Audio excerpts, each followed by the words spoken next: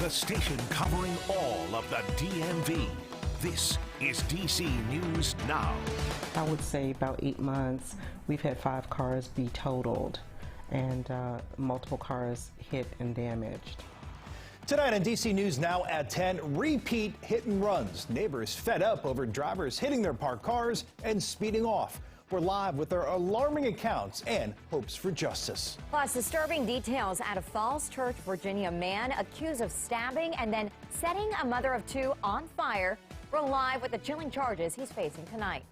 And happening now, the holiday travel rush is reaching its peak for the entire year. We have you covered with a live report from Reagan National Airport before you and your family head out for your Thanksgiving trip. Good evening. Thanks for joining us for DC News Now at 10 on DCW 50. I'm Chris Flanagan. And I'm Tasmeen Muffers. Our top story tonight is your forecast as a lot of people are ready to hit the roads or the skies ahead of your Thanksgiving trip. Yeah, Turkey Day, now just 2 days away. Let's get right over to Chief Meteorologist Janessa Webb. And Janessa, the forecast looks perfect for Thanksgiving. I mean, ideal. High pressure to our south, pumping in some warmer air going into your Thanksgiving Eve. Man, we just need to bottle up this weather, keep it intact for the next couple of days, and that's exactly what is going to happen. Friday, we start to notice some changes, but now with our new model runs, I do not think it's a complete washout Friday afternoon into your evening. So look at the satellite composite radar. Not much going on. It's been a very comfortable afternoon, evening, and that's going to stay in place going into your Wednesday. Actually, tomorrow it gets even better as you are stepping out. Maybe you still have to work, or if you are hitting the roads, it's very good weather that we are going to continue to see. Look at the warmer air by tomorrow afternoon. I think I have many spots going to touch 60, so no records will be broken. But what I really like is mostly sunny conditions. We have high pressure to our west, and that's going to settle in and kind of stall out. Tonight, clear skies are going to continue to linger. Overnight, I want to be very clear, still very chilly in the 20s and 30s for most areas going into tomorrow and Thanksgiving. So even though you have warmer afternoons, it's still going to be chilly for your evenings. A few clouds, they start to linger in for your Thanksgiving day. And then we watch our next storm system that is already starting to make its way across the Midwest and sections of the Southeast. How much rain are we talking about? And then we have another storm that we're watching for your late weekend. We'll look at that coming up. Vanessa, thank you. And we're following developing news, an enormous house fire in Frederick, Maryland. Take a look. The fire engulfing this house at the intersection of Bethel Road and Ford Road. The fire department tweeting out these photos. We have a reporter heading out to the scene, and we'll keep you updated on air and online. DCNewsNow.com. And tonight, new details in a gruesome murder case in Virginia. A man accused of stabbing and then setting a mother of 2 on fire came face to face with her family today. A Fairfax County judge says there's enough probable cause against Richard Montano to move that case forward. Northern Virginia Bureau reporter Max Marcilla was in the courtroom today as the judge weighed evidence against Montano. And Max, it has been a tough day in that courtroom. It really has, especially for the victim's family. Sylvia Vaca Abake also goes by Kelly. They showed videos of what could have been the last moments that she was alive, captured by a Ring doorbell camera. Also, body-worn camera from an officer in the moments when he went inside Kelly's apartment. So a really tough day and difficult things to see for a family that was there to support someone they loved so dear. Sheriff's deputies escorted Richard Montano into a Fairfax County courtroom Tuesday afternoon, hands cuffed behind his back. Cameras are not allowed inside. It's been 3 months since investigators say he killed 40-year-old Sylvia Kelly Vaca Abake. Tuesday, we heard from 3 witnesses who outlined what happened. The first witness, Abake's neighbor Robert Newton, called police multiple times on that tragic August day. His Ring camera captured Montano entering the apartment before Abake. He testified saying, "I heard some screaming going on. At first, I didn't think anything. It was kind of disruptive," later calling it a loud, full-throated scream. Then, while outside waiting for police, Newton testified that he saw Montano quickly walking away from the apartment complex with a plastic bag and inside something that looked like a knife in a white cloth with red stains. Then prosecutors showed the body-worn camera video from one of the first Fairfax County police officers to arrive on scene. The video showed him break through the window to enter the apartment already consumed by fire and smoke, and he found Abake inside. Looks like homicide, he said. Lo máximo. She was the best friend, the best mother of the world, the best person around the world. Much like they did immediately after her death, Abake's family and friends expressed their love for her outside the courtroom. We spoke with a cousin and close friend, neither of whom wanted to speak on camera. They say Kelly was loyal and like a sister to them. They spent so much time together, and now they want Montano to pay for it, saying they hope he gets first-degree murder because nobody deserves for this to happen to them. And inside the courthouse today, no real mention of potential motive that could come up in the grand jury trial. Also, news today that the autopsy results have not come back for Kelly Abake. Reporting live from Fairfax County, Max Marcilla, DC News Now. And multiple hit-and-run crashes are turning into more than just a headache for neighbors living on the road. It's hurting their pockets, too. Neighbors tell us Good Hope Road in southeast D.C.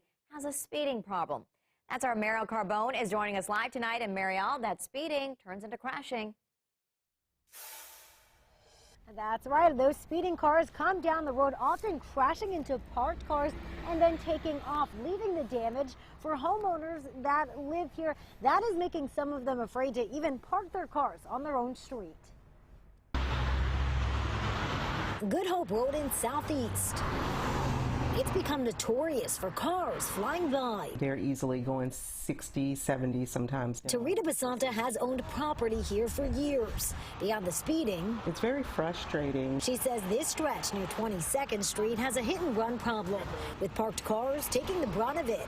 On this block, I would say about 8 months, we've had 5 cars be totaled, and multiple cars hit and damaged. Including her Mercedes, which was totaled in September after a car hit it, bending the axle.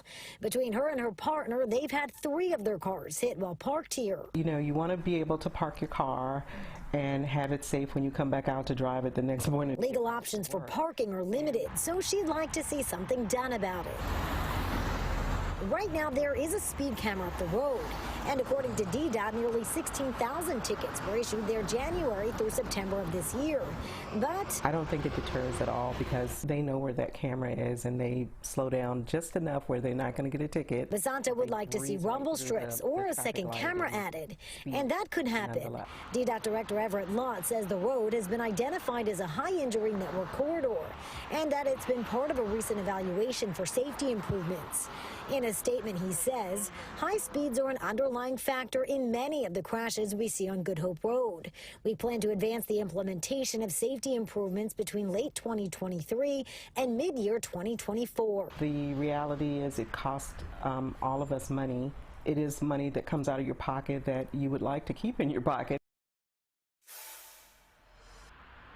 And dealing with the damage is just one issue out here with speeding. We are near a library, and there are also a lot of Metro bus stops in this area, meaning there are a lot of kids and a lot of people walking, so a big safety concern and another reason that homeowners want that speeding under control. Reporting live in Southeast tonight, I'm Mariel Carbone, DC News Now. All right, take a look at this. It is a map illustrating the hectic schedule for flights for the Thanksgiving holiday. It's also expected to be one of the busiest in recent years. AAA predicts more than 54 million people will travel at least 50 miles for the holiday. That's 98% of pre-pandemic levels. The 3 major airports in the DMV dealing with heavy crowds, especially Reagan National. That's where we find our Dave Laval tonight. And Dave, quiet now, but it was certainly a busy afternoon. Oh, no question. It was a much different scene out here earlier this evening, Chris. As you said, right now, a bit quiet. People still gathering here. You've got some flights getting ready to take off. And, of course, you've got the red eyes. But earlier today, as we said, incredibly busy, so much so, AAA is predicting that air travel this Thanksgiving will increase 8% compared to a year ago. The rush is on to fly out of town from Reagan National Airport. This is what you expect as people take off for the long Thanksgiving weekend, but we still have 2 days to go. Wanted to get out of here as soon as possible. Oh no, I gotta cook. The FAA estimates there'll be more than 48,000 flights across the continental U.S. on this Tuesday. That's at least 1,000 more flights than any other day during the holiday. Passengers, including the Zadie family, did not want to wait to travel. Usually we just wait until it's Thanksgiving or in the middle of our break, but we decided to leave a little early today. We're lucky that she's off tomorrow, so we're taking full advantage of our vacation. The FAA predicted Reagan National to have the nation's busiest route on this day, with 34 flights to and from Boston. Evan Thyssen is traveling to Minneapolis and hoped to get an early start to the holiday. Not sure it would be any less busy, and this is when my classes ended. Meanwhile, airports, including Reagan National, are bracing for things to be even more hectic the Sunday after Thanksgiving, when people fly home. That's typically regarded as the busiest day of the holiday weekend. AAA says that this Thanksgiving, in fact, could be the third busiest ever since it started tracking the holiday back in 2000. We're live at Reagan National Airport. Dave Laval, DC News Now. Dave, thanks. Well, there's more help tonight for the families impacted by that deadly condo explosion in Montgomery County. We're checking back in with the families who lost their homes. Coming up, we're live showing you their difficult road to rebuilding as the holidays quickly approach. Plus, a nonprofit in Frederick, Maryland is working to make sure renters stay in their homes amid rising rental costs. We'll show you why renters say this program will help them immensely. And I have a wonderful looking forecast. Temperatures near 60 degrees going into tomorrow afternoon. A ton of sunshine, but our weather team watching some model data that's not in agreement, and it's going to bring some showers to the district. We'll look at that coming up.